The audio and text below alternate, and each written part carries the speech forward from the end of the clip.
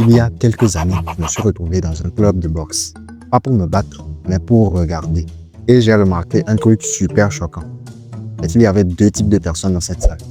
Les débutants et puis les boxeurs entraînés. Et quand tu donnais un coup léger aux débutants, ils reculaient, se protégeaient et fermaient même les yeux. Mais les boxeurs entraînés, eux, ils restaient là et ne bougeaient pas. Et je me suis dit, attends, c'est quoi cette différence? Ce n'est pas une question de muscles, ce n'est pas une question aussi d'âge. Et c'est là que je me suis rendu compte que c'était dans leur tête. Ils avaient appris à ne pas reculer, même avant d'être touchés. Nous, dans la vie de tous les jours, on se comporte comme des débutants. Pas avec des coups de poing, mais avec nos décisions.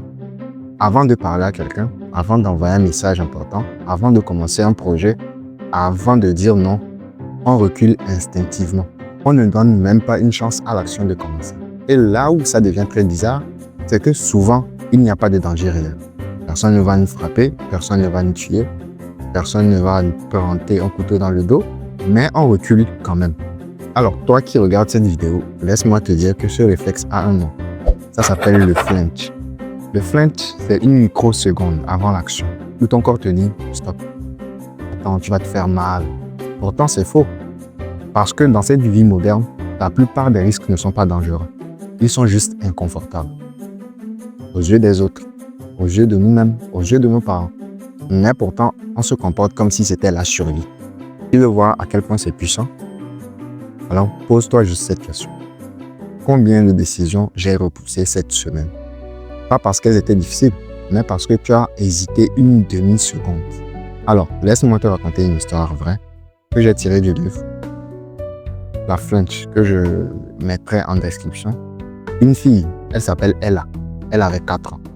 Un jour, elle met sa main par erreur dans une casserole d'eau bouillante et elle se fait renverser dessus. 30% du corps brûlé au 3e degré. Opération, douleur, cicatrice, et ça a été comme ça pendant plusieurs années. Et tu sais ce qu'elle aurait pu faire? Se cacher, s'effacer, vivre une petite vie. Mais à l'inverse, elle a pris le Fire Performance. Oui, cette fille brûlée par le feu a transformé le feu en spectacle. Elle a pris ce qui l'a détruit et en a fait une arme. Et ça, c'est exactement l'opposé du flinch. Le flinch, c'est reculer. La croissance, c'est avancer quand même, pas à pas, petit à petit, brique par brique, brique par brique.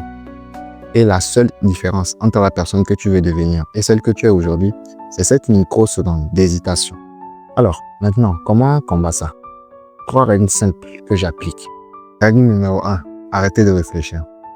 Quand tu arrêtes de réfléchir, tu ne donnes plus à ton cerveau l'occasion de penser à ce qui peut se passer ou ce qui aurait pu se passer si tu fais X ou ne fais pas X.